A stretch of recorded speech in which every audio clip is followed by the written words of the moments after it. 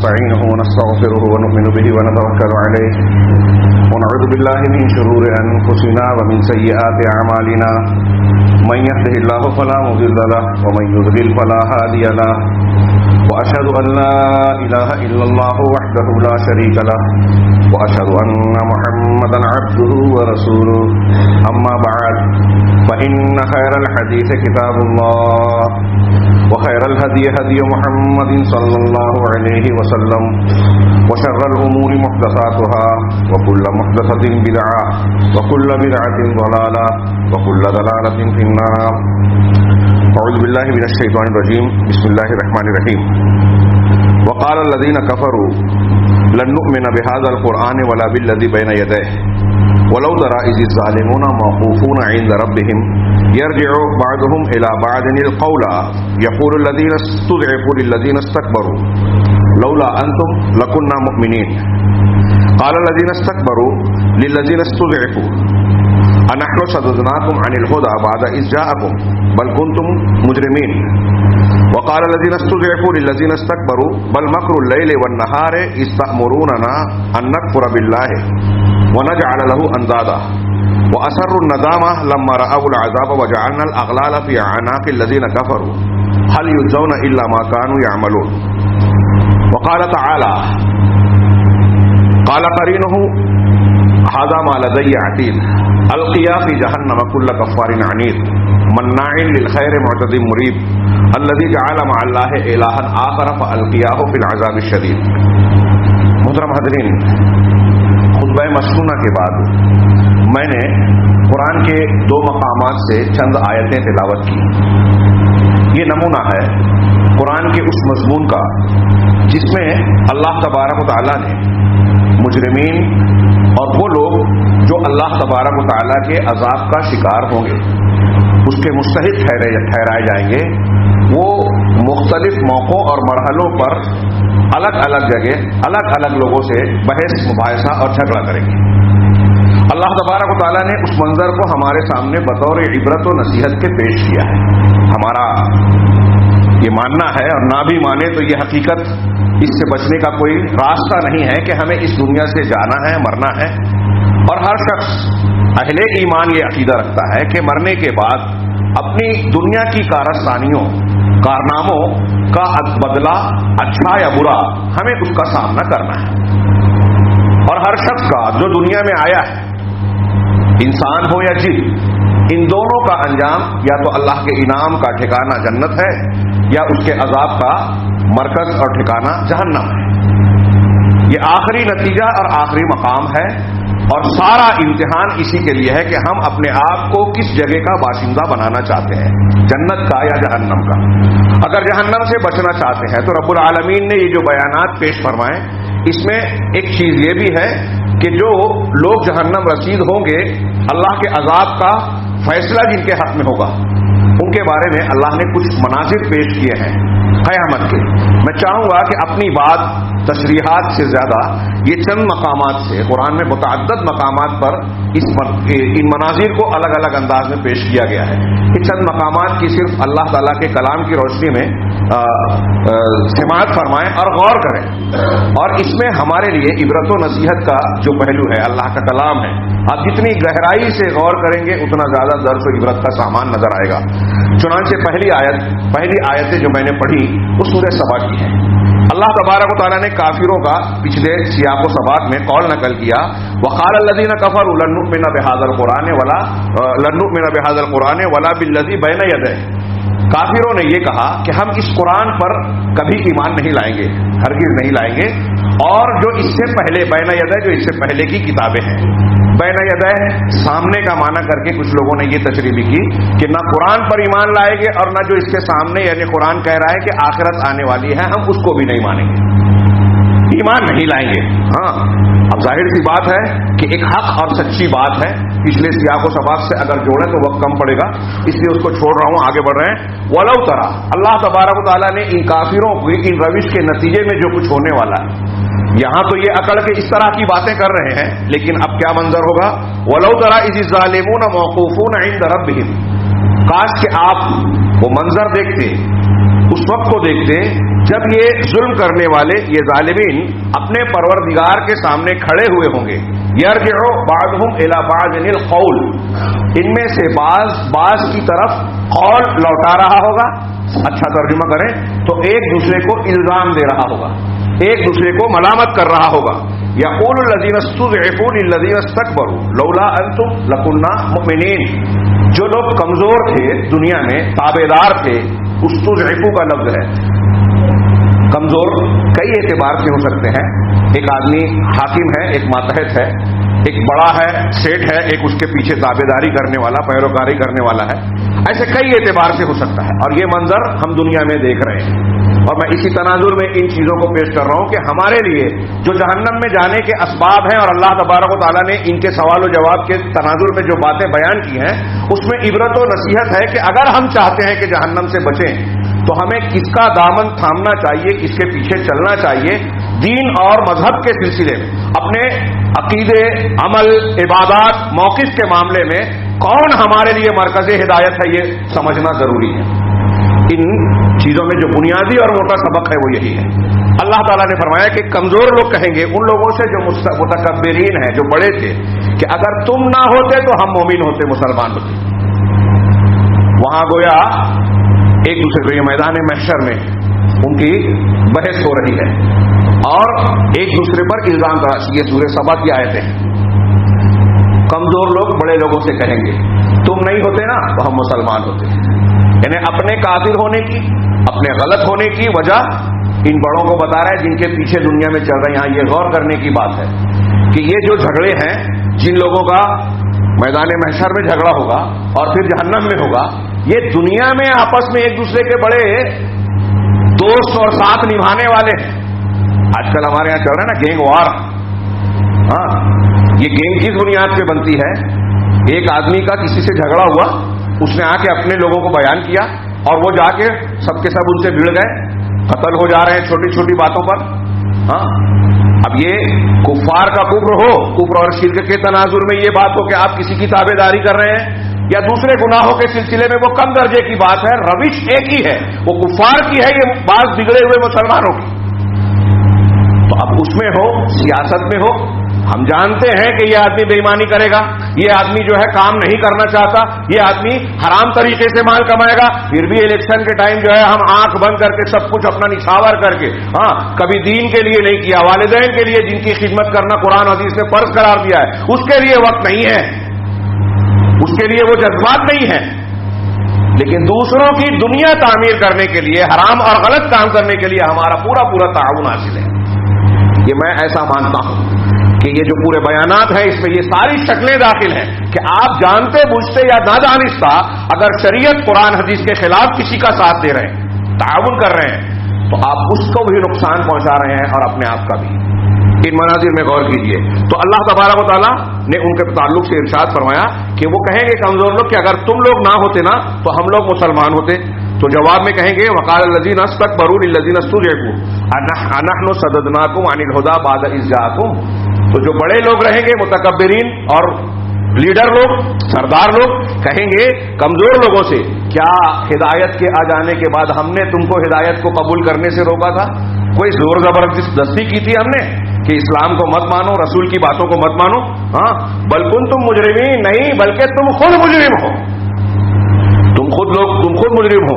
وقال الذین استضعفوا، اب اس کے جواب میں کمزور لوگ کہیں گے ہاں کہ للذین استکبروا، بڑوں سے کہیں گے متکبرین سے، بل مکر اللیل والنہار اذ تأمروننا ان نکفر باللہ ونجعل له اندادا.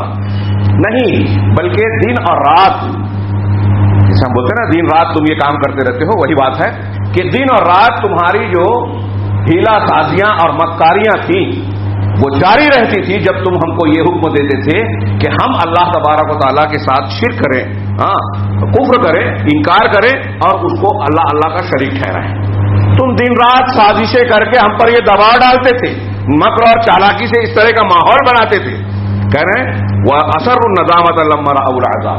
اب جب عذاب سامنے آئے گا، جہنم سامنے آئے گی، تو اپنی ندامت دونوں چھپائیں گے. یہ کمزور ہو یا مستکبرین ہو، ایک دوسرے پر الزام ضرور دیں گے، ایک دوسرے کو ملامت ضرور کریں گے، لیکن دل میں یہ یقین ہوگا کہ ہماری بھی غلطی ہے. اسی لیے جب عذاب کو دیکھیں گے، جہنم کا عذاب سامنے آئے گا، تو شماتت آدھا کے لیے، عقل بازی کرنے کے لیے اگرچہ الزام ایک دوسرے کو دیں گے، لیکن اپنی غلطی کے احساس کے ساتھ وہ نادم ہوں گے اور ندامت کو چھپائیں گے. وجعلنا الاغلال فی اعناق الذین کفروا، اور جن لوگوں نے کفر کیا ان کے گلوں میں ہم توق ڈال دیں گے، ہاتھوں کے ساتھ گلے میں بھی زنجیر ڈال کر باندھ دیں گے. هل یجزون الا ما كانوا يعملون، ان کو، ان دونوں کو بدلہ دیا جا رہا ہے انہی چیزوں کا جو وہ ان کی کارستانیاں تھیں. اب کمزور ہوں یا بڑے ہوں، دونوں کی کارستانیاں اس لائق ہیں کہ جہنم میں جائیں. یہ سورہ سبا کا منظر. سورہ قاف، جس کو اللہ کے نبی جناب محمد رسول اللہ صلی اللہ علیہ وسلم ہر جمعہ کے خطبے میں پڑھا کرتے تھے، عام طور سے تلاوت کیا کرتے تھے، اس میں درمیان کا ایک منظر ہے. حالانکہ آگے پیچھے کا بھی میں چاہ رہا تھا کہ نقل کروں، عبرت و نصیحت کا بڑا عبرتناک منظر ہے، لیکن جو ہمارے موضوع سے متعلق ہے اتنی آیتیں میں نے لی. اللہ نے فرمایا وَأَلْقِيَا، اللہ کہے گا، اس سے پہلے ہے کہ وَجَاءَ كُلُّ نَفْسٍ مَعَهَا سَائِقٌ وَشَهِيدٌ، ہر آدمی کے ساتھ ایک گواہ اور ہانکنے والا ہوگا. پھر اس کے بعد آئیں گے اور ایک دوسرے کے بعد ایک دوسرے سے مکالمہ ہوگا، اور اپنے نامہ اعمال کے تعلق سے جو مجرمین ہوں گے وہ اپنے ساتھی کو لعنت ملامت کریں گے کہ فرشتے نے کچھ باتیں ایسی لکھ دی ہیں جو اس نے انتظار نہیں کیا، میں نے توبہ نہیں کیا، اور یہ تشریحات کے اعتبار سے. اس کے بعد یہ کہیں گے، فرشتہ کہے گا قال قرینہ ھذا ما لدی عتید، کہ اے اللہ یہ میرے پاس اس کے نامہ اعمال تیار شدہ ہے، لکھی پڑھی موجود ہے، ساری چیزیں درج ہے، جس کے بارے میں پڑھنے کے بعد مجرم کہے گا ما لھذا الکتاب لا یغادر صغیرۃ ولا کبیرۃ الا احصاها، یہ کیسی کتاب ہے کہ اس نے کوئی چھوٹا عمل چھوڑا ہی نہیں، سب کو گن کر رکھا ہے. اور ہم بھول جاتے ہیں برائیاں کر کے، بعض مرتبہ تو ہم کو احساس بھی نہیں ہوتا. اور میں یہ بھی عرض کر دوں کہ ہم جو گناہ کرتے ہیں کسی ایسے آدمی کی جو سرداری، لیڈری، قیادت یا مطابعت کے لائق نہیں ہے، ہم اس کے پیچھے چل رہے ہیں. اب یہ کفار کا جو نقشہ ہے، ابو جہل ابو لہب والا گروہ، اس میں پیچھے چلنا ہو، یا آج بہت سارے ایسے فرقے ہیں ہمارے یہاں نوجوان جو ہیں، میں آج کل دروس میں بار بار یہ بات کہہ رہا ہوں کہ کسی سے بھی متاثر ہو جاتے ہیں. کسی کی تقریر چل رہی ہے اور اس کو دیکھا کہ اتنے سارے لوگ اس کو لائک کرنے والے، سننے والے ہیں، ہمارا نوجوان متاثر ہو جاتا ہے. خود تو علم نہیں رکھتا، صحیح منہج سیکھا نہیں ہے، عقیدے کی اہمیت ہمارے یہاں بڑوں کو نہیں معلوم ہے تو چھوٹوں کو کیا پتا ہوگی. لہذا ہر خوبصورت، چمکدار اور مشہور چیز کے پیچھے ہمارے لوگ بھاگنے لگتے ہیں، کسی بھی چیز سے متاثر اور مرعوب ہو جاتے ہیں. ایک مومن ایسا نہیں ہو سکتا. جس کے پاس صحیح منہج ہو، صحیح عقیدہ ہو، صحیح دین ہو، وہ کتنے بھی خوبصورت انداز میں باطل آئے اس سے متاثر اور مرعوب نہیں ہو سکتا. اور یہ یاد رکھیں کہ دنیا کا کوئی بھی باطل مذہب، فرقہ، مسلک ہو، ایسا نہیں ہو سکتا کہ اس کے پاس کچھ نہ کچھ حق نہ ہو. شیخ الاسلام علامہ ابن تیمیہ کا لمبا چوڑا قول میں نے پیش کیا بعض دروس میں. انہوں نے بیان کیا کہ حق باطل کو رائج ہونے کے لیے، لوگوں میں پھیلنے کے لیے ضروری ہے کہ اس کے ساتھ حق ہو. کوئی کتنا بھی برا ہو، مقبول بننے کے لیے اپنے کچھ اچھائیاں بیان کرتا ہے. دیکھیے عالم دنیاوی سطح پر دیکھیے کہ جو حقوق انسانی کے ٹھیکیدار ہیں، جو فساد پھیلاتے ہیں، جو ملک کو نقصان پہنچا رہے ہیں، وہی دیش بھکت بننے کی کوشش کرتے ہیں، وہی انسانیت کے امن کے ٹھیکیدار بنتے ہیں، میڈیا کے ذریعے سے، اقوال کے ذریعے سے، دکھاوے کے ذریعے سے. لیکن حقیقت میں وہ انتہائی خوخار بھیڑیے اور درندے کی طرح ہیں جو مادی مفادات کے لیے. ابھی کورونا ویکسین، اس کے تعلق سے جو بحث چل رہی ہے، انسان اپنے آپ کو لاچار محسوس کرتا ہے، تذبذب کا شکار ہے. ایک طرف وبا کا اندیشہ، اور دوسری طرف دنیا کے تاجرین ویکسین اور فلاں چیز کے ذریعے سے لوگوں کی جان سے کھیل رہے ہیں. میڈیکل پرسن ہی آپس میں کہتے ہیں، کچھ کہتے ہیں لگانا ہوگا، کچھ کہتے ہیں کہ یہ بہت خطرناک ہے، اس کا فائدہ 1-2% ہے، نقصان یقینی ہے. اب آدمی چاہے کہ میں نہ لگاؤں تو نہیں کر سکتا. یہ کیوں؟ یہ دنیا کے جو بھیڑیے ہیں، مفاد پرست، لوگوں کی جان مال سے کھیلنے والے. لیکن جب آپ ان سے بات کریں، ان کے بیان سنیں، تقریر سنیں، تو بڑے خوبصورت اور اچھے نظر آئیں گے. میں عرض یہ کہہ رہا ہوں کہ جو دنیا میں غلط لوگ ہیں وہ بھی اچھی باتیں کرتے ہیں، कुछ लोगों की कुछ चिकनी चपड़ी बातों से मुतासिर होकर हमारा नौजवान धोखा अगर खा रहा है तो वो इन मनाजिर के का एक हिस्सा बन जाएगा, किरदार बन जाएगा। हमारे सामने जो मेयार है निजात पाने का, दुनिया में सही रास्ता और मौक़िफ़ इख्तियार करने का, वो अल्लाह रसूल ने तिश्ना नहीं छोड़ा है। कुरान और हदीस की शक्ल में हक को बिल्कुल साफ और वाज़ेह बयान किया है। उसके होते हुए फला बुजुर्ग के हाथ पर बैत कर ले, फला साहब जो है इनके मानने वाले इतने उनके पीछे चले, सारी तरफ यही खड़ाक मचा हुआ है। जो गैर मुस्लिम है वो तो चलिए नहीं मानते, जो मुसलमान है वो ये तो मानते हैं ना अल्लाह तबारक व तआला ने हिदायत के लिए रसूल भेजा, किताब उतारी और उनकी हिफाजत का जिम्मा लिया है, तो उसे छोड़कर दूसरी चीजों की तरफ क्यों लपक रहे हैं? तो जो लपक रहा है जानते बूझते ये कुरान और हदीस के खिलाफ, ये हमारे फला बाबा फला पीर साहब और फला इमाम साहब का कौल है, सुन्नत है, इज्तिहाद है, फिर भी अल्लाह के रसूल और दीन की बात छोड़कर इसे मान रहे हैं, तो वो जिहालत के तौर पर मान रहे हैं या जानते बूझते दोनों सूरत में मुजरिम हैं। हाँ, किसी का दर्जा ज्यादा होगा, किसी का कम होगा। और ये दीन, मसलक, मौक़िफ़, अकीदा, मनहज के रास्ते में जो ये गलती है, ये दुनिया के मुख्तलिफ मामलात में भी हम इसको जोड़ सकते हैं, कम दर्जे का सही, कि हमारे समाज और मुआशरे में जो वाक़यात और हादसात हो रहे हैं, ये हमारा इम्तिहान होता है कि हम सच्चाई के साथ हैं या ताकतवर बातिल के साथ हैं। फिर भाइयों, ये छोटी मोटी बात नहीं है। कल के दर्स में मैंने ये बयान किया कि सहाबा की जो तारीफ करते हुए अल्लाह ताला ने कहा अशिद्दाउ अलल कुफ्फार रुहमाउ बैनहुम, ये छोटी मोटी बात नहीं है। हम सीधा सीधा तर्जुमा से सब पढ़ के गुजर जाते हैं, उसकी गहराई में नहीं जाते कि वो काफिरों पर सख्त हैं और आपस में नर्म है। हाँ, हम लोग ज्यादा से ज्यादा तफसीर करते हैं कि हमारा मामला उल्टा है कि हम आपस में सख्त हैं, काफिरों पर नर्म है। बात सही है, लेकिन इसके जड़ में बुनियाद क्या है कि सहाबाए कराम काफिरों पर सख्त कैसे थे और क्यों थे? ये गौर कर लीजिए, आपको सहाबा का मनहज समझ में आएगा कि सच्चाई, हक, दीन, ईमान, तौहीद, ये मोहब्बत की बुनियाद है। कुफ्र, शिर्क, अल्लाह रसूल की मुखालफत, ये नफरत की बुनियाद होनी चाहिए एक बंदा मोमिन के सामने। अगर हमारा जाती इख्तिलाफ कोई मामला हुआ तो ये हमारी मोहब्बत को तोड़ने वाली बात नहीं हो सकती, क्योंकि ईमान और तौहीद अगर सलामत है तो हम भाई भाई हैं। ये अल्लाह ने मुतय्यन किया रिश्ता, हम ये नहीं समझ रहे हैं। और कुफ्र के खिलाफ सख्त है का मतलब क्या है? सिर्फ बयानबाजी नहीं, कुफ्र को रद्द करने के लिए, उसकी मुखालफत करने के लिए, उसको कमजोर करने के लिए जो जो कर सकते हैं, जिहाद तक, जिस किस्म का जिहाद हो सब करते हैं, जैसी ताकत हो। क्या हमारे यहाँ कुफ्र के ताल्लुक से वो नफरत का तसव्वुर पाया जाता है कि कुफ्र इतना फैला हुआ है? हम में का हर मुसलमान अपना जायजा ले, हम उसके बारे में सहाबाए कराम की तरह सख्त होते हैं कि कुफ्र को कमजोर करना चाहिए, इस्लामी दावत को फैलना चाहिए? ये सहाबा के मनहज का, मिजाज का बयान है और अल्लाह ताला ने बतौर खास इसको नुमाया किया है।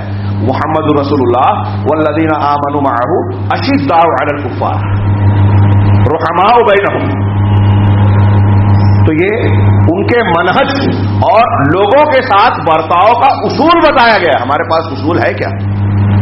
किसी की मुखालफत और किसी की मुआफकत करने के लिए क्या उसूल है? हम अपना मफाद, दुनियावी चीजें देखते हैं, ये किसी पर कोई तान नहीं है।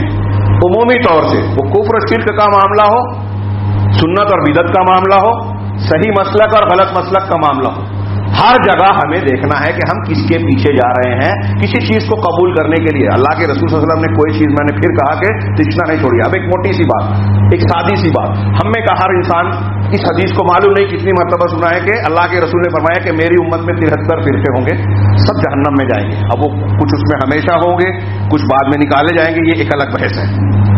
सब जहन्नमी सिवाय एक के। बताया ना अल्लाह के रसूल ने सल्लल्लाहु अलैहि वसल्लम। क्यों बताया? क्या मकसद है बताने का? अब मैं, आप या कोई आलिम इससे बयान करे तो वो इख्तिलाफी मसला है, इस पर बात करने की जरूरत नहीं है। जिसको अल्लाह के रसूल सल्लल्लाहु अलैहि वसल्लम ने बयान किया, ये बहुत अहम हिदायत की बुनियादों में से है कि आप अगर दुनिया की जिंदगी गुजार रहे हैं, दीन मसलक कबूल कर रहे हैं, तो पहले ये तय कीजिए कि कौन सा रास्ता इख्तियार करना है। बहुत से फिरके हैं, दीन है, मजहब है। अब हमारे यहाँ ये है कि कुछ नेक आदमी आज काम कर रहा है, अरे मस्जिद जाने लगा, फजाइल पर अमल करने लगा, बस काफी है। अब अकीदा शिरकिया है, बिदात पर अमल कर रहा है, कोई मतलब नहीं, हम साथ देंगे। अच्छाइयां देखो, बुराइयां ना देखो। ऐसे उल्टे सीधे कुरान हदीस के खिलाफ उसूल बनाकर रखे हैं लोगों ने और उस पर मुतमईन। تو اللہ کے رسول صلی اللہ علیہ وسلم کا یہ قول جو ہے وہ بے معنی ہو گیا کہ 72 جہنم میں جائیں گے. تو 72 جو جہنم میں جائیں گے، دیکھیے ہمارا آپ کے کام ہے، اللہ کے رسول نے جو بتایا تنبیہ کی ہے، دیکھیں کہ جو جہنم میں جانے والا ہے ہم اس کی پہچان حاصل کریں تاکہ اپنے آپ کو بچائیں. اور سب سے زیادہ غافل لوگ اسی سے ہیں. دینداری اختیار کرنے آتے ہیں تو اپنے ماں باپ اپنے ماحول سے جو دکھائی دیتا ہے کہ یہ دینداری ہے، اس کے چند رسوم کو قبول کر لیا، کچھ اذکار کر لیے، کچھ ذکر اور اذکار اور دعا کر لی، باقی ساری چیزیں جو ہے خوخار بھیڑیے کی طرح دنیا میں کھاتے پھر رہے ہیں اور سمجھ رہے ہیں کہ جنت ہماری ہاتھ میں ہے. دین کا یہ ادھورا تصور بلکہ غلط تصور ہے جو لوگوں میں پھیلایا گیا. اس تناظر میں ہم دیکھیں کہ ہمیں دین کہاں سے لینا ہے اور کہاں سے نہیں لینا ہے. اللہ تبارک و تعالیٰ نے یہاں ارشاد فرمایا کہ میدان محشر میں یہ کہا جائے گا کہ اللہ تعالیٰ کہے گا، یہ قول اللہ کا ہوگا، القیا فی جہنم کل کفار عنید، ہر کافر اور سرکش کو، عنید ہٹ دھرم کو، جو بات حق ماننے کو تیار نہیں رہتا، ہٹ دھرم، اس کو جہنم میں ڈال دو. ہاں الذی القیا فی جہنم کل کفار عنید مناع للخیر معتد مریب، اس کی صفات بیان کی، جو خیر کو بہت شدت سے روکنے والا ہے، اچھا کام روکنے والا. جب آپ بدعت پر عمل کریں گے تو سنت کے کام سے چڑیں گے. جو سنت بیان کرتا ہے اہل بدعت کی بدعت کا ایک نقصان یہ ہے باطل پرستوں کا کہ جب وہ باطل مذہب مسلک اور چیزیں اختیار کرتے ہیں تو جو اہل حق ہیں ان کے دشمن بن جاتے ہیں، ان کی بھی مخالفت کرتے ہیں اور حق کی بھی مخالفت کرتے ہیں.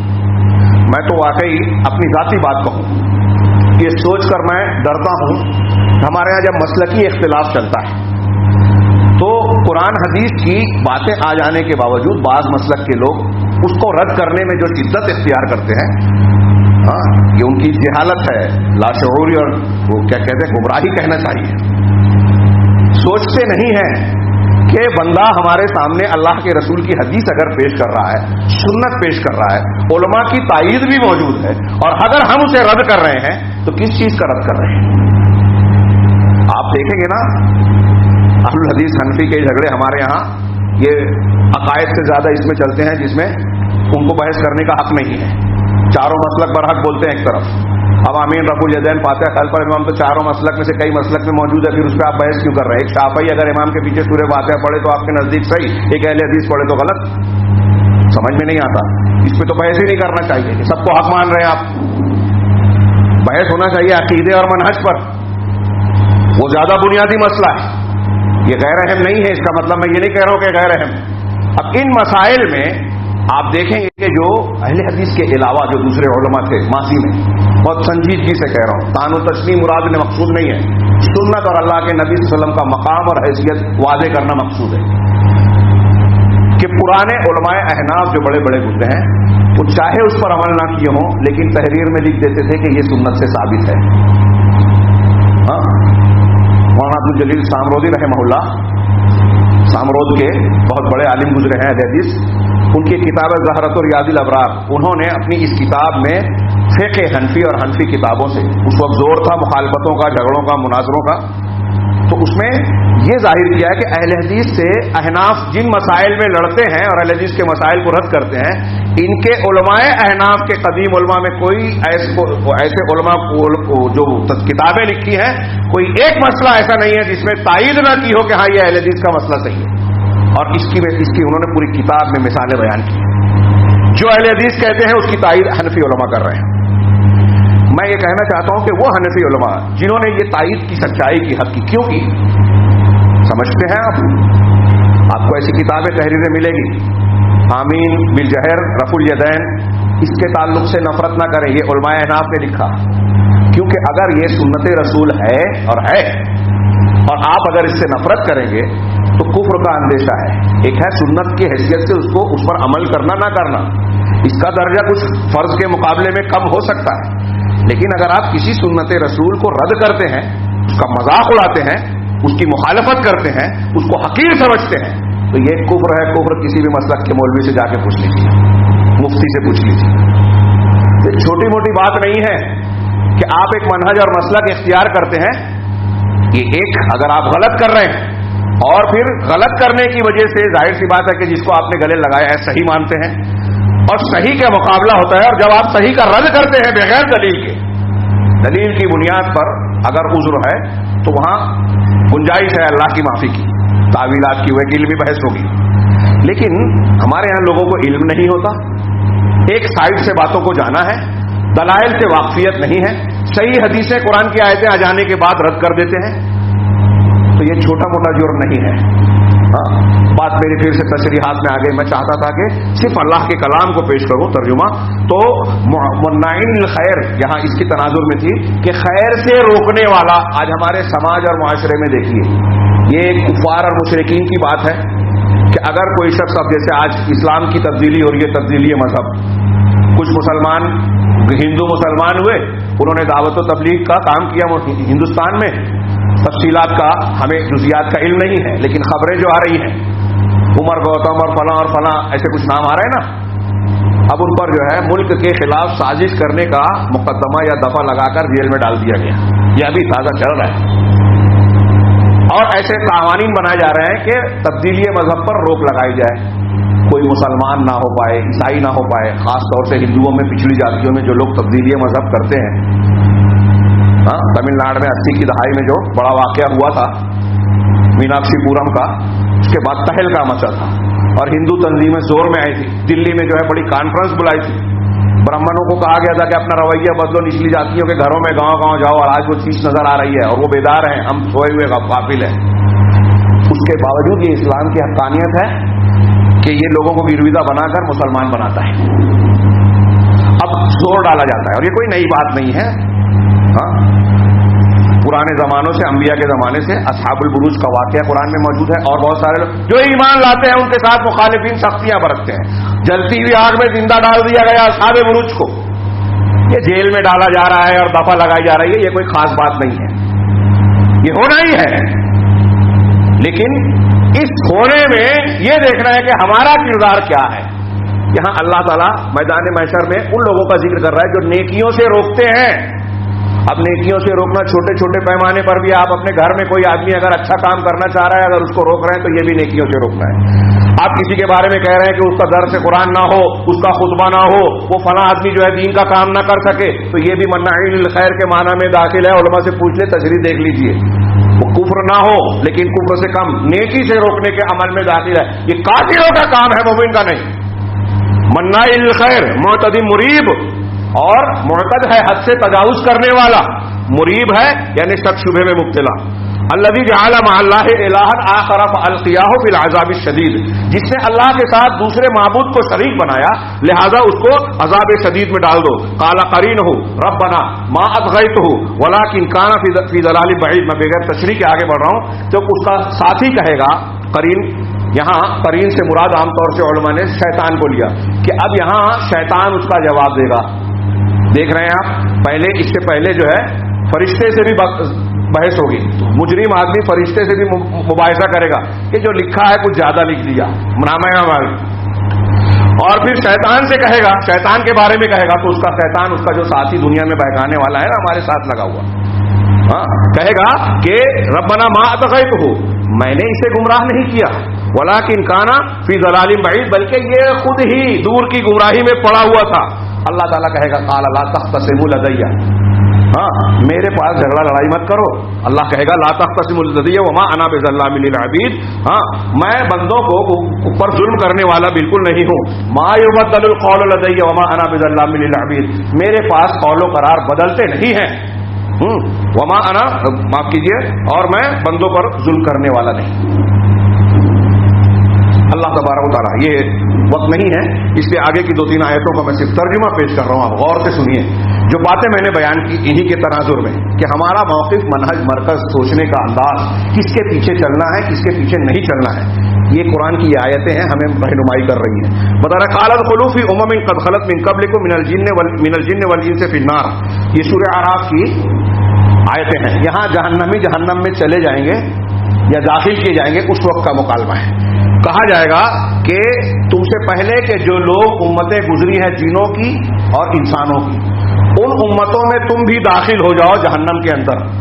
یعنی گمراہ سرکش جہنمیوں کو اللہ تبارک و تعالیٰ اب جہنم میں داخل کر رہا ہے. تو پچھلی امت سے کہے گا کہ جو پہلے لوگ داخل ہوئے تم بھی ان کے پیچھے جاؤ. اب آگے کہہ رہے ہیں, اللہ فرماتا ہے کلما دخلت امۃ لعنت اختھا, جب بھی کوئی امت کوئی جماعت جہنم میں داخل ہوگی تو اس کی جو ساتھی جماعت ہوگی وہ اس پر لعنت کرے گی. ہاں, سورہ سعد میں کہا وہ کہیں گے لا مرحبا بکم, تمہارے لیے مرحبا نہیں ہے, خوشی نہیں ہے. ہاں, اور پھر وہ اس کو بھی ایسا ہی جواب دیں گے. یہاں کہا کہ وہ لعنت کرے گی ایک دوسرے پر. حتی اذا دارکوا فیہا جمیعا, یہاں تک کہ جب یہ سارے جہنمی پرانے اور نئے انسان اور جن اکٹھا ہو جائیں گے, قالت اخراہم لاولاہم ربنا ہؤلاء اضلونا فآتہم عذابا ضعفا من النار.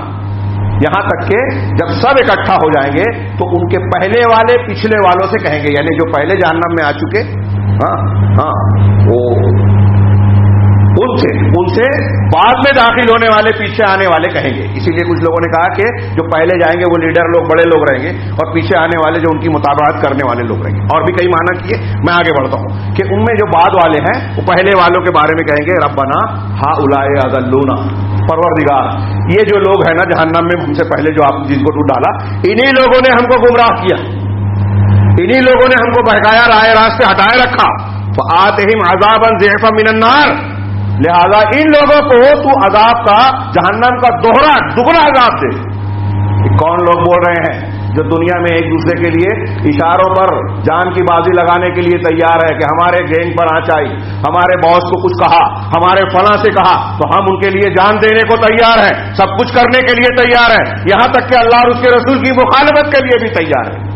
یہ جو باطل پر ایک دوسرے کی مدد کرتے ہیں لوگ, عصبیت کی بنیاد پر, خاندان کی بنیاد پر, دنیا کے مقاصد کی بنیاد پر, یہ دنیا میں ایک دوسرے پر جان چھڑکنے والے آخرت میں کہیں گے اللہ ان کو ڈبل عذاب دے, انہوں نے ہم کو گمراہ کیا. کہیں گے قال لکل ضعف, اللہ جواب کیا دے گا کہ تم دونوں کے لیے دوہرا ہے, ولکن لا تعلمون, لیکن تم کو علم نہیں ہے. کیوں دوہرا کیوں ہے؟ بعض جگہ قرآن میں اس کی وضاحت لکھی.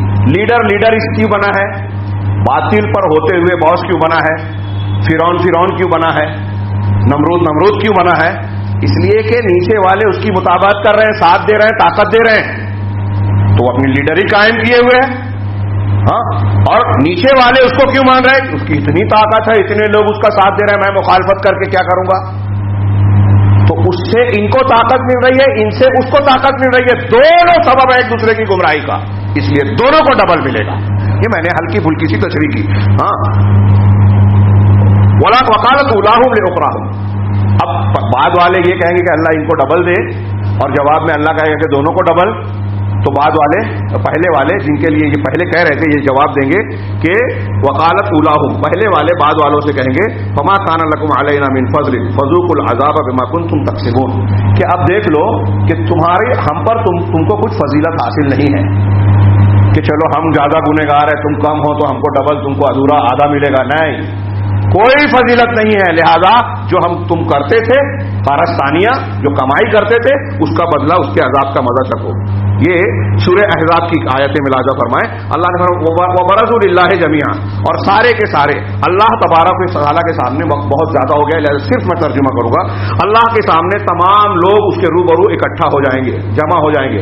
فقال الضعفاء للذین استكبروا, تو کمزور لوگ بڑے لوگوں سے کہیں گے انا كنا تبعا, ہم تمہارے تابعدار اور پیروکار تھے. فهل انتم مغنون عنا من عذاب اللہ من شیء, تو کیا تم اللہ تبارک و تعالیٰ کے عذاب سے کچھ بھی, من شے کہا, کچھ بھی ہم کو فائدہ پہنچانے والے ہو؟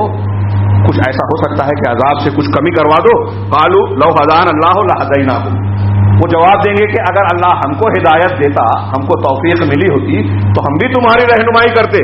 سواء علینا اجزعنا ام صبرنا, ہم پر برابر ہے کہ ہم جزا فضا کریں, بے صبری اور گھبراہٹ کا مظاہرہ کریں یا صبر کریں, کوئی فائدہ نہیں. المال لنا من محیص, ہم کو کوئی چھٹکارا ملنے والا نہیں ہے. اس کی تشریح آپ دیکھیے, رونگٹے کھڑے ہو جائیں گے کہ جہنم میں جانے والے کہیں گے کہ مسلمانوں کو اس لیے معاف کیا, ایسا ایسا کیا, لہذا ہم ایسا کرتے ہیں. صبر کیا, اس لیے ہم صبر کرتے ہیں. لمبی مدت تک یہ کریں گے, لیکن کہا کہ یہ تو دنیا کی بات تھی. اب یہاں صبر کرنے سے, یہاں اللہ کی بات ماننے سے کوئی فائدہ نہیں ہے. دنیا میں یہ امتحان تھا، اس کا اجر و ثواب ملنے والا. تو یہ موقع وقت اس میں یہ پتہ چلتا ہے کہ اس وقت اللہ کی ان باتوں کو ماننے کا فائدہ ہے، اس وقت کوئی فائدہ نہیں ہوگا. وقال الشیطان، یہ آپس کی بات ہوگی. شیطان بھی کہے گا وقال الشیطان لما قضی الامر ان اللہ وعدکم وعد الحق. جب فیصلہ ہو جائے گا جنتی جنت میں، جہنمی جہنم میں چلے جائیں گے، تو شیطان کہے گا جب فیصلہ اللہ تبارک و تعالیٰ کا ہو جائے گا تو وہ کہے گا کہ ان اللہ وعدکم وعد الحق، اللہ نے تم سے جو وعدہ کیا تھا سچا وعدہ تھا، اللہ نے تم سے سچا اور حق وعدہ کیا تھا. ووعدتکم فاخلفتکم، اور میں نے تم سے ایک وعدہ کیا تھا اور میں نے اس کی مخالفت کی. یہ شیطانی ہے، پہچانیے. گمراہی اور ہدایت کے سلسلے میں ایک بات یہ ہے جس پر روشنی ڈالنی چاہیے تھی لیکن موقع نہیں ہے. آدم علیہ السلام کو بہکایا، کیا بولا کہ یہ جھاڑ درخت جس کو منع کیا ہے یہ کھا لو گے تو ہمیشہ رہو گے، اور وہی درخت کھانے سے جنت سے نکالے گئے. تو جس کو شیطان کہہ رہا ہے کہ یہ تمہارے لیے فائدے مند ہے وہی نقصان والا ہے. ایسے ہی دنیا میں ہم کو بہکا رہا ہے، جو ہمارے لیے نقصان کی چیزیں ہیں اسی کی طرف وہ رغبت دلاتا ہے. میں نے تم سے وعدہ کیا تو وعدہ خلافی کی. وما کان علی علیکم من سلطان، دیکھیے شیطان بھی وہاں کیسے پلٹا کھائے گا میدان میں جہنم میں. وہ کہے گا کہ میرا تم پر کوئی دباؤ تھوڑی تھا، میں کوئی زبردستی کرتا تھا کیا؟ ما کان علی علیکم من سلطان، میرا تم پر کوئی دباؤ نہیں تھا، میں نے کوئی زبردستی نہیں کی تھی، تم نے میری بات مانی تھی. الا ان دعوتکم فاستجبتم لی، ہاں یہ تھا کہ میں نے تم کو دعوت دی، اپنی طرف بلایا، شرک اور کفر کی دعوت دی، اس کی طرف بلایا تو تم نے میری بات مان لی. فاستجبتم لی، ہاں فلا تلومونی ولوموا انفسکم، لہذا مجھ پر لعنت ملامت مت کرو، مجھ کو الزام مت دو. ولوموا انفسکم، اپنے آپ پر کو ملامت کرو. ہاں ما انا بمصرخکم وما انتم بمصرخی، نہ میں تمہارا فریاد رس ہوں، نہ تم کو میں کام آ سکتا ہوں، نہ تم میرے فریاد رس، میری فریاد تم تک پہنچنے والی ہے، اب کسی کا کوئی فائدہ نہیں ہے. انی کفرت بما اشرکتمونی من قبل، ارے مجھ کو تو اس بات سے ہی انکار ہے کہ تم نے مجھ کو اللہ کا شریک ٹھہرایا تھا. دنیا میں جتنا شرک ہو رہا ہے، جتنا گناہ ہو رہا ہے، شیطان بہکاتا ہے، قیامت کو کہے گا کہ میں نے مجھ کو تھوڑی شریک کیا. تو جتنا بھی شرک کر رہا ہے شیطان کروا رہا ہے، اس لیے شیطان کی پرستش کرنے والے مشرک ہیں. تو کہا کہ میں نے جو تم شرک کرتے تھے میں تو اس سے انکاری ہوں. ان الظالمین لہم عذاب علیم، یقیناً ظالموں کے لیے دردناک عذاب ہوگا. یہ سورہ احزاب میں ہے، یوم تقلب وجوہہم فی النار، کہ قیامت جس دن جہنم میں ان کے چہروں کو الٹا پلٹا جائے گا. ہاں یقولون، وہ کہیں گے یا لیتنا اطعنا اللہ واطعنا الرسول. جب جہنم میں ان کو جلایا جائے گا الٹے پلٹے جائیں گے تو وہاں کیا کہیں گے؟ ہائے کاش ہم اللہ کی اطاعت کرتے اور رسول کی اطاعت کرتے. میں اس کے مفہوم میں ایک بات کہتا ہوں، ہو سکتا ہے کچھ لوگوں کو بری لگتی ہو، لیکن سمجھانے کے لیے ایک جملہ میں سمجھتا ہوں، اس پر غور کریں، برا لگنے کے باوجود غور کریں. کہ وہ کہیں گے کہ کاش ہم اہل حدیث ہوتے، کاش ہم اہل حدیث ہوتے. کیا مطلب ہے ہم اہل حدیث ہوتے؟ قرآن حدیث کو ماننے والے، فلاں فلاں فلاں کو نہ مانتے. یہ قرآن کہہ رہا ہے اور میں جو اللہ کے رسول کے منبر پر ذمہ داری کے ساتھ قرآن کی تشریح میں کہہ رہا ہوں، تو میری اتنی جرت نہیں ہے کہ جانتے بوجھتے اللہ تبارک و تعالیٰ کی کلام میں توڑ مروڑ کروں. روئے زمین پر آج جتنے مسلک پائے جاتے ہیں، کتنی بھی خوبیاں ہوں، ٹی وی چینل پہ آتے ہوں، لائک کرنے والے ہوں، تعداد ہو، کتابیں ہوں، دکھانے میں بہت بڑی بڑی کانفرنسیں کرتے ہوں، تعداد خوب ہو، لیکن انبیاء کا، رسول اللہ صلی اللہ علیہ وسلم کا منہج دعوت کا، صحیح عقیدہ قرآن و حدیث کا، صحیح منہج صحابہ کرام کا اگر اس روئے زمین پر آج کسی کے پاس بطور مسلک ہے تو وہ اہل الحدیث ہے. یہ میں پوری ذمہ داری سے کہہ رہا ہوں، قیامت کے دن لوگ یہی کہیں گے. اور یہ میں جو کہہ رہا ہوں، امام احمد نے، امام بخاری نے، ابن مدینی نے کہا کہ وہ گروہ جو حق پر ہمیشہ قائم رہنے والا ہے، اگر وہ اہل الحدیث نہیں ہے تو ہم نہیں جانتے وہ کون ہے. امام احمد کا قول. امام بخاری اپنے استاد علی بن مدنی سے کہتا ہے کہ وہ اہل الحدیث ہیں.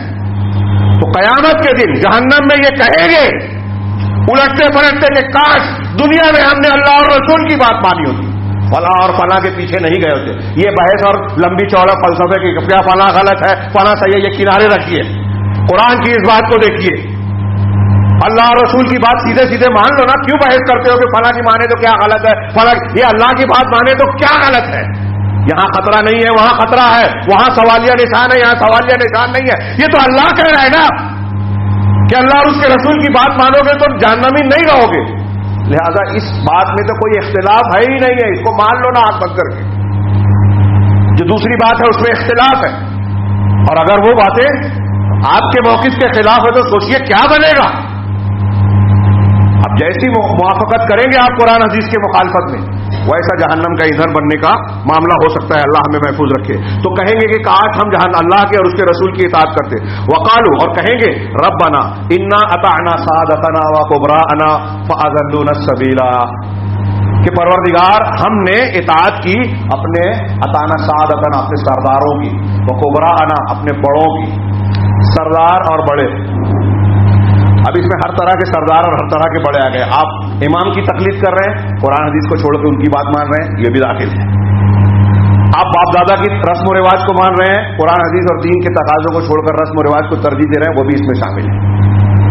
آپ دنیا میں سیاسی لیڈر ہی، آج پورا شہر رو رہا ہے نا، کام نہیں کرتے، یہ نہیں کرتے. لیکن بتائیے کہ ابھی پھر سے وہی الیکشن ہو جائے اور وہی لوگ کھڑے ہوں، کیا ایسا ہوگا کہ ان کو ایک بھی ووٹ نہ ملے؟ ان کی مطابقت کرنے والے پھر بھی رہیں گے.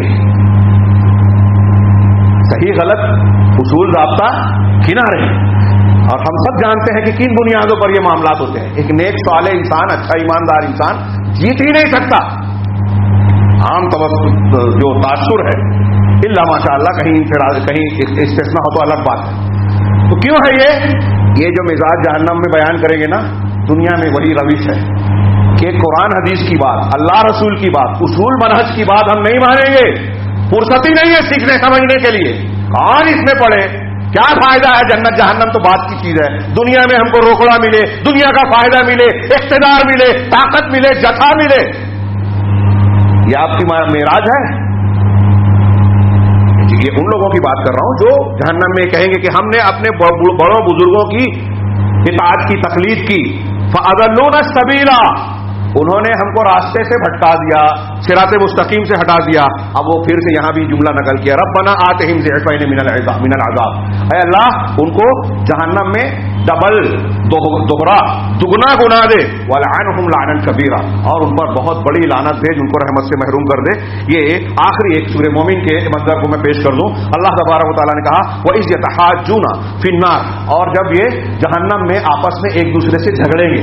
سورہ المومن کی آیت ہے، جس کو سورہ غافر بھی کہا جاتا ہے، کہ جہنم میں یہ جھگڑیں گے. فَيَقُولُ الضُّعَفَاءُ لِلَّذِينَ اسْتَكْبَرُوا، تو کمزور لوگ ان لوگوں سے جو بڑے ہیں، سردار ہیں، متکبر ہیں، ان سے کہیں گے إِنَّا كُنَّا لَكُمْ تَبَعًا، ہم تمہارے پیروکار، تمہارے تابعدار تھے. فَهَلْ أَنْتُمْ مُغْنُونَ عَنَّا نَصِيبًا مِنَ النَّارِ، سوال جواب کرتے ہوئے تھوڑی دیر کے لیے اس منظر کو تصور میں لائیے اور یہ ان کے جملے پر غور کیجیے جو قرآن نے نقل کیا کہ دنیا میں تو ہم تمہارے پیچھے پیچھے مرا کرتے تھے نا، تو کیا تم لوگ جہنم کا کچھ حصہ، نصیب، کچھ حصہ ہم سے دور کر سکتے ہو، ہم کو اس میں فائدہ پہنچا سکتے ہو؟ مطلب یہ بھی نہیں کہیں گے کہ جہنم سے نکال سکتے ہو، جہنم کے عذاب میں کمی کر سکتے ہو کیا؟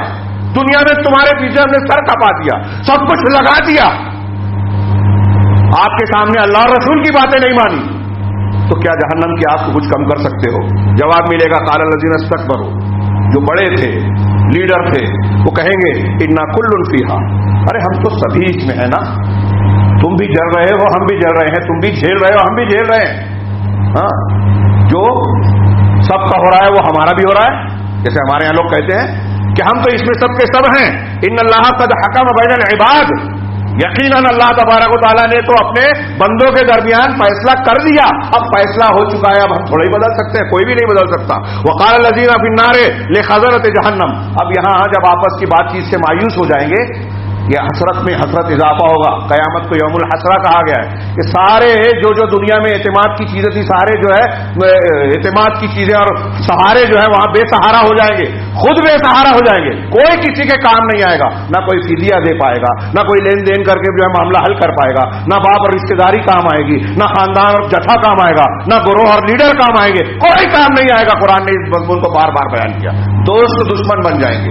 تو کہیں گے اب یہاں آپس میں وہ مایوس ہونے کے بعد جہنم کے داروغوں سے کہیں گے وقال الذین فی النار لخزنۃ جہنم، جہنمی لوگ جہنم کے داروغوں سے کہیں گے ادعوا ربکم یخفف عنا یوما من العذاب، کہیں گے اپنے پروردگار سے دعا کیجیے. فرشتوں سے جہنمی کہیں گے، قرآن کہہ رہا ہے اپنے پروردگار سے دعا کیجیے کہ کوئی دن تو اللہ تبارک و تعالی ہمارے عذاب میں کچھ تخفیف کر دے. کوئی دن، یومم من، کیا ہے کہ یومن کوئی بھی دن، किसी दिन तो ऐसा हो कि हमारे अजाब में कमी हो जाए। कोई ये तसव्वुर न करे कि जलते जलते जलने की आदत पड़ जाएगी तो फिर कोई मसला नहीं रहेगा जहन्नम में। जी नहीं, कुरान ने बार बार कहा कि जब भी उनको अजाब की शिद्दत कम महसूस होगी और बढ़ा दिया जाएगा, अजाब की लपट भी, और नई चमड़ियां बार बार डाली जाएगी ताकि अजाब का मजा चखते रहे, एहसास बढ़ता रहे। तो वो कहेंगे कि कुछ एक दिन तो हमारे लिए बढ़ा दे। तो जहन्नम के दारोगे फरिश्ते क्या कहेंगे? कालू अवलम तको तातीकुम रुसुलुकुम बिल बय्यिनात, क्या ऐसा नहीं था कि तुम्हारे पास अल्लाह तबारक व तआला के रसूल भेजे हुए तुम्हारे रसूल पैगंबर बय्यिनात, वाज़ेह दलीलें, मोजज़ात, निशानियां, जो भी तर्जुमा कीजिए अलबय्यिनात का, हाँ, बय्यिनात लेकर आते थे तुम्हारे पास, क्या ऐसा नहीं था? कालू बला, कहा कहेंगे हाँ क्यों नहीं। ये देखिए हुज्जत पूरी हो गई। कोई हम में से इंसानों में से कोई भी इंसान ये नहीं कह सकता कयामत के दिन कि मुझे मालूम नहीं था, मुझे पता नहीं था, हक मालूम नहीं, हक मुझ तक पहुंचा नहीं। अगर किसी का वाकई उज़्र होगा तो अल्लाह उसका सही फैसला करेगा। लेकिन ये अल्लाह ताला के फरिश्ते जवाब दे रहे हैं कि हमारे पास अगर कुरान हदीस आई है, बय्यिनात आई हैं, तो हमारे पास उज़्र नहीं है कि इसके होते हुए हम फला पीर साहब के हाथ पर बैत करके उनके सिलसिले को मान रहे हैं, चिश्ती कादरी नक्शबंदी बन गए, राफ़ज़ी सूफी बन गए, तहरीकी बन गए, कुरान हदीस के तरीके को छोड़ दिया, जबकि अल्लाह की दलीलें आ चुकी थी। हाँ, कालू फदउ वमा दुआउल काफिरीन इल्ला फी दलाल। तो फरिश्ते उनको जवाब में देंगे कि ठीक है तुम खुद अल्लाह से दुआ करो, लेकिन अल्लाह ने आगे कहा कि काफिरों की दुआ तो बेकार और रायगा होगी, अबस होगी, जलाल होगी, यानी बेकार होगी, कोई फायदा नहीं होगा। अल्लाह ताला से दुआ है कि वो हमें सही दीन को समझने और सही अमल को करने की तौफीक अता फरमाए और उसकी बरकत से दुनिया में भी कामयाबी और सआदत से नवाजे और आखिरत में भी हमको सुरखरू फरमाए, हर किस्म के अजाब से महफूज रखे। अक़ूलु क़ौली हाज़ा व अस्तग़फ़िरुल्लाह ली व लिल मुस्लिमीन व सल्लल्लाहु अला नबिय्यिना मुहम्मद। बारकल्लाहु लना व लकुम फिल क़ुरआनिल मजीद व नफ़अना व इय्याकुम बिल आयाति व ज़िक्रिल हकीम इन्नहु तआला जवादुन करीमुम मलिकुम बर्रुर रऊफ़ुर रहीम।